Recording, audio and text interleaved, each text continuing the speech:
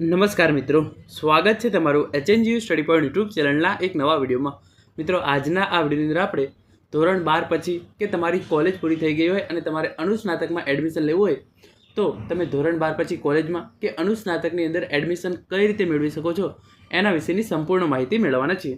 આજના આ વિડીયોની અંદર આપણે જોઈશું કે જે જીકાસ પોર્ટલ છે એ શું છે, એની અંદર તમે ક્વિક રજિસ્ટ્રેશન કઈ રીતે કરી શકો છો, ક્વિક રજિસ્ટ્રેશન કર્યા પછી તમે કઈ કઈ યુનિવર્સિટીની કોલેજો છે એની અંદર એડમિશન મેળવી શકો છો, સાથે સાથે તમારે કોલેજ પસંદગી કઈ રીતે કરવી, ડોક્યુમેન્ટ્સ કયા કયા જોઈશે, કયા કયા કોર્સમાં, કઈ કઈ યુનિવર્સિટીમાં, અને જે છે એ તમારે આ તમામ ડોક્યુમેન્ટ્સ અપલોડ કર્યા પછી કેટલી જે છે એ ફી ભરવાની રહેશે. ઇન શોર્ટ, કોલેજમાં એડમિશન વિશેની સંપૂર્ણ માહિતી જે છે એ આપણે આજના આ વિડીયોની અંદર મેળવવાના જ છીએ. આ વિડીયો જોયા પછી તમારા મનમાં કોઈ પણ પ્રશ્ન હશે એનું તમને ચોક્કસ સોલ્યુશન મળી જશે. તો હવે શરૂ કરીએ આજનો વિડીયો. તો જે પહેલો પ્રશ્ન એ છે કે ધોરણ 12 પછી કે કોલેજમાં અથવા તો સ્નાતક પછી અનુસ્નાતકમાં એડમિશન કઈ રીતે મેળવવું એ જોઈશું. પછી આપણે જોઈશું કે ક્વિક રજિસ્ટ્રેશન તમે કઈ રીતે કરી શકો છો. વેબસાઇટ પર તમને હું લઈ જઈશ અને ત્યાં જઈને હું તમને બતાવીશ કે ક્વિક રજિસ્ટ્રેશન જે છે એ તમે કઈ રીતે કરી શકો છો. આને આપણે સૌથી છેલ્લે જોઈશું. સૌપ્રથમ આપણે જીકાસ જોઈશે એ જોઈશું, કઈ કઈ યુનિવર્સિટીમાં એડમિશન છે એ પણ પછીથી જોઈશું, ડોક્યુમેન્ટ કયા અને કોલેજ પસંદગી જે છે એ ક્યારે અને કઈ રીતે કરવી એ પણ આપણે જોવાના છીએ. તો સૌપ્રથમ તમે જોઈ લો જીકાસ પોર્ટલ જે છે એ શું છે. તો જીકાસ પોર્ટલ જે છે એ એનું પૂરું નામ છે ગુજરાત કોમન એડમિશન સર્વિસીસ. એટલે કે આની અંદર ગુજરાત સરકાર દ્વારા એક એવું પોર્ટલ વિકસાવવામાં આવ્યું છે કે જેની અંદર જે સરકારની 15 સરકારી યુનિવર્સિટી છે એની અંદર તમે ઓનલાઈન ઘરે બેઠા એડમિશન મેળવી શકો છો. તમે એક એપ્લિકેશન કરી અને આ 15 યુનિવર્સિટીમાંથી કોઈ પણ યુનિવર્સિટીની અંદર એડમિશન મેળવી શકો છો. પહેલાં કેવું હતું કે તમારે જે યુનિવર્સિટીની અંદર એડમિશન મેળવવું હોય ત્યાં જઈ અને ઓફલાઈન એડમિશન લેવું પડતું હતું, પરંતુ હવે તમારે આ 15 સરકારી યુનિવર્સિટીની અંદર એડમિશન મેળવવા માટે તમારે માત્ર એક જ રજિસ્ટ્રેશન કરવાનું છે અને એક રજિસ્ટ્રેશન કર્યા પછી તમે આ 15 સરકારી યુનિવર્સિટીની કોઈ પણ કોલેજની અંદર જે છે એ એડમિશન મેળવી શકો છો. તો ઇન શોર્ટ, જીકાસ પોર્ટલ એક એવું પોર્ટલ છે જેના દ્વારા તમે 15 સરકારી યુનિવર્સિટીની કોઈ પણ કોલેજની અંદર ઘરે બેઠા ઓનલાઈન અરજી કરી શકો છો. તો જીકાસ પોર્ટલનું કામ છે એડમિશન પ્રક્રિયા માટે જે છે એ તમામ પ્રક્રિયા જે છે એના માટે એક પ્લેટફોર્મ પૂરું પાડવાનું. વિદ્યાર્થી અને યુનિવર્સિટી વચ્ચેનું એક આ પ્લેટફોર્મ છે જેના પર રજિસ્ટ્રેશન કરી અને તમે જે છે એ કોઈ પણ આ 15 યુનિવર્સિટીનું લિસ્ટ કર્યું છે એ પણ હું તમને કહું છું, પરંતુ જે 15 સરકારી યુનિવર્સિટી છે એના પર તમે જે છે એ જીકાસ પોર્ટલ થ્રુ એડમિશન મેળવી શકો છો. આની અંદર તમે જે છે એ અંડર ગ્રેજ્યુએશન એટલે કે તમે ધોરણ 12 પૂરું પછી કોલેજ કરવા માગતા હોય તો એને અંડર ગ્રેજ્યુએશન કહેવાય, તો એ કરી શકો છો. પોસ્ટ ગ્રેજ્યુએશન એટલે કે તમારી કોલેજ પતી ગઈ હોય અને તમારે અનુસ્નાતક કરવું હોય એટલે કે post graduation, LLB, LLM, B.Ed સાથે સાથે PhD એ તમામ પ્રોગ્રામનું જે છે એ જનરલી જીકાસ પોર્ટલ થ્રુ જ હવે જે છે એ એડમિશન પ્રોસેસ થતી હોય છે. તો હવે આપણે આગળ વાત કરીએ કે આની અંદર કઈ રીતે પ્રોસેસ જે છે એ તમારે કરવાની હોય છે. તો સૌપ્રથમ તમારે જે છે એ કામ કરવાનું હોય છે, જીકાસ પોર્ટલ પર જવાનું હોય છે અને ત્યાં જઈ અને ક્વિક રજિસ્ટ્રેશન કરવાનું હોય છે, જેની અંદર તમારે અમુક ડિટેલ્સ નાખવાની હોય છે એટલે તમારું ક્વિક રજિસ્ટ્રેશન જે છે એ થઈ જતું હોય છે. એના પછીની જે તમામ પ્રક્રિયા તમારે જે કરવાની હોય છે એ તમારું ધોરણ 12નું રિઝલ્ટ આવી જાય એના પછી કરવાની હોય છે. અત્યારે તમે જોઈ લો આ રીતે તમારે જે છે એ પ્રોસેસ કરવાની રહેશે. પહેલાં ફોર્મ ફિલિંગ કરવાનું રહેશે, પછી ફોર્મ વેરિફિકેશન કરવાનું રહેશે, પછી કારણ કે જો તમે 15 યુનિવર્સિટી છે એની કોઈ પણ કોલેજ જે સારી કોલેજ હોય એની અંદર ઘણા બધા વિદ્યાર્થીઓ જે છે એ એડમિશન મેળવવા માગતા હોય છે, તો એનું મેરિટ લિસ્ટ બહાર પડશે. જે હોશિયાર વિદ્યાર્થીઓ છે એમને જે કોલેજની અંદર એડમિશન મળશે અને જે બીજા ઓછા માર્ક્સ આવેલા વિદ્યાર્થીઓ છે એમને બીજી કોલેજની અંદર એડમિશન મેળવવું પડશે. પછી ઓફર કન્ફર્મેશન અને રિપોર્ટિંગ, આ 5 સ્ટેપની અંદર જે છે એ તમારું ઓનલાઈન એડમિશન જે છે એ થતું હોય છે. 1 by 1 સ્ટેપ જે છે હું તમને એક પછી એક સમજાવું છું. વેબસાઇટ પર લઈ જઈ અને પણ તમને ઇન્ફોર્મેશન જે છે એ આપી દઈશ હું અત્યારે જ. જે પહેલું ફોર્મ છે એ છે ફોર્મ ફિલિંગ. તો સૌપ્રથમ તમારે જે છે એ ક્વિક રજિસ્ટ્રેશન જે છે એ કરવાનું હોય છે. ક્વિક રજિસ્ટ્રેશન કઈ રીતે કરવું એ આપણે વિડીયોના અંતમાં જોઈએ છીએ. વેબસાઇટ ગયા પછી જીકાસ ભુજ gov.edu.in આ વેબસાઇટ પર જઈ અને તમારે ક્વિક રજિસ્ટ્રેશન કરવાનું હોય છે. 2-3 મિનિટની આ પ્રોસેસ જેની અંદર તમારે ખાલી અમુક બેઝિક ડિટેલ્સ છે એ આપવાની હોય છે. એના પછી તમારે રજિસ્ટ્રેશન જે છે એ ફી પે કરવાની હોય છે. પછી filling basic details, filling academic details, choice filling અને યુનિવર્સિટી અને કોલેજ. તો આ તમારે અત્યારે ખાલી આ ક્વિક રજિસ્ટ્રેશન જે છે એ કરવાનું છે. એના પછી તમારું 12થનું રિઝલ્ટ આવી જાય એના પછી તમારે રજિસ્ટ્રેશન ફી, પછી બેઝિક ડિટેલ્સ, એની અંદર તમારી એકેડેમિક ડિટેલ્સ, તમારું એડ્રેસ, તમારી જે છે એ એજ્યુકેશન ક્વોલિફિકેશન જે તમામ ડિટેલ્સ છે એ નાખવાની છે. પછી એકેડેમિક ડિટેલ્સ નાખવાની છે, તમે ધોરણ 12ના માર્ક્સ ને એ તમામ વિગતો. પછી તમારે જે તમારી યુનિવર્સિટી અને કોલેજની અંદર તમે એડમિશન મેળવવા માગતા હોય એને સિલેક્ટ કરી લેવાનું છે કે મારા આટલા ટકા આવેલા છે ધોરણ 12ની અંદર અને આ કોલેજની અંદર હું જે છે એ એડમિશન મેળવવા માગું છું. તમે એ રીતે ચોઇસ ફિલિંગ કરશો તો ત્યાં જે છે એ તમારું જે છે એ આવી જશે. તો એની અંદર જો તમે મેરિટમાં આવતા હશો તો તમારું જે છે એ કોલેજની અંદર સિલેક્શન થઈ જશે અને તમે એ કોલેજની અંદર જઈ અને એડમિશન જે છે એ મેળવી શકો છો. અત્યારે માત્ર ક્વિક રજિસ્ટ્રેશનની પ્રક્રિયા જે છે એ શરૂ થઈ છે. આ બાકીના સ્ટેપ જે છે એ ધોરણ 12નું રિઝલ્ટ આવી જાય એના પછી તમારે જે છે એ આગળ કરવાના રહેશે. પછી તમે આ રીતે તમામ પ્રક્રિયા ધોરણ 12નું રિઝલ્ટ પતી ગયું એટલે મીન્સ ધોરણ 12નું રિઝલ્ટ આવી ગયું તો એના પછી તમારે ફોર્મ વેરિફિકેશન જે છે એ કરવાનું રહેશે. તમે જે જીકાસ પોર્ટલ પર ઓનલાઈન અરજી કરો છો તમારે એની જે છે એક ઝેરોક્સ કોપી નીકાળી લેવાની છે. પછી જે પણ ડોક્યુમેન્ટ જે છે એ ઓરિજિનલ ડોક્યુમેન્ટ કયા ડોક્યુમેન્ટ લઈ જવા પડશે એ પણ તમે એપ્લિકેશન ફોર્મ ભરશો એના પછી જ તમને ખબર પડશે કે તમારે કયા ડોક્યુમેન્ટ જે છે એ સાથે લઈ જવાના છે. તો તમારે એ ડોક્યુમેન્ટનું જે છે એક સેટ બનાવી લેવાનું છે. પછી તમારે વેરિફિકેશન સેન્ટર પર જવાનું રહેશે.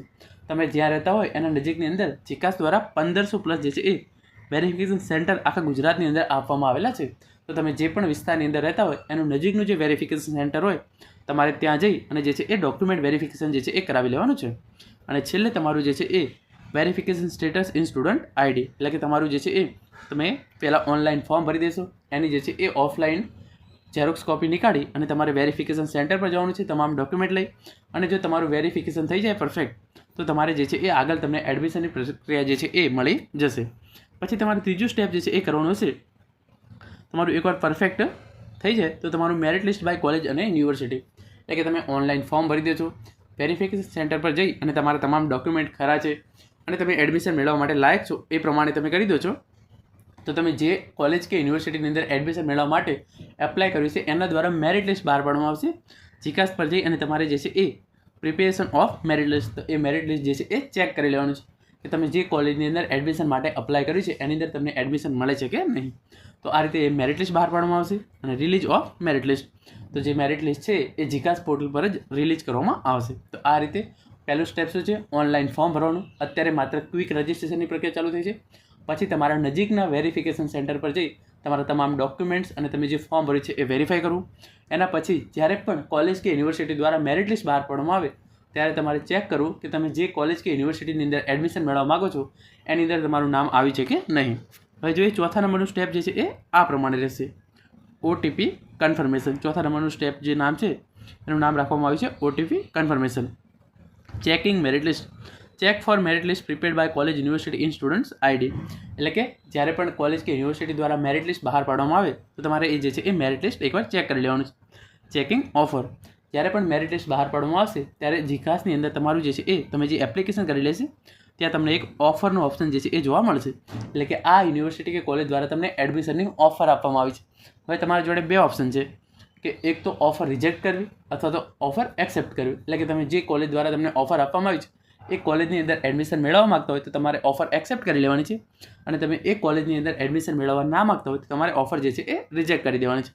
Offer confirmation by OTP confirm admission offer by OTP in given time એટલે કે તમારું પછી તમે અહીંયા ઓફર તમને આવે અને તમે એને યસ કરી દો તો તમારે એ કોલેજની અંદર એડમિશન થઈ જશે.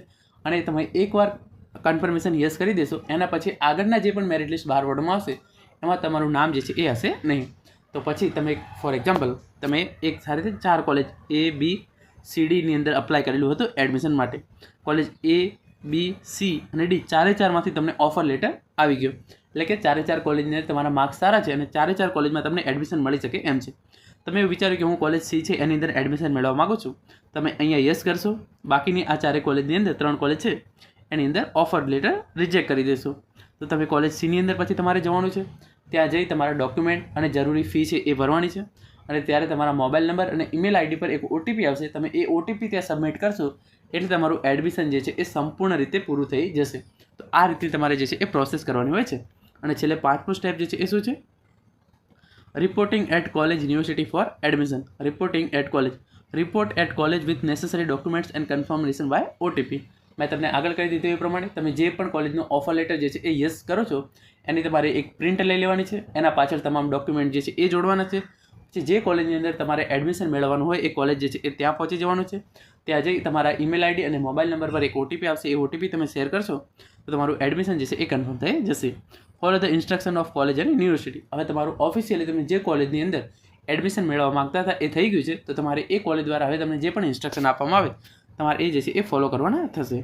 તો આ રીતે જે છે એ જીકાસ પોર્ટલ જે છે એ ગુજરાત સરકાર દ્વારા વિકસાવવામાં આવેલું છે, જેની અંદર તમે ધોરણ 12 પછી કોલેજની અંદર એડમિશન મેળવી શકો છો અને સ્નાતક પછી જે છે એ તમે અનુસ્નાતકની અંદર એડમિશન મેળવી શકો છો. હવે આપણે જઈએ વેબસાઇટ પર અને ત્યાં જઈને જોઈએ કે ક્વિક રજિસ્ટ્રેશન જે છે એ તમે કઈ રીતે કરી શકો છો, સાથે સાથે કયા કયા કોર્સ અને કઈ કઈ યુનિવર્સિટીની અંદર એડમિશન તમે જે છે એ મેળવી શકો છો.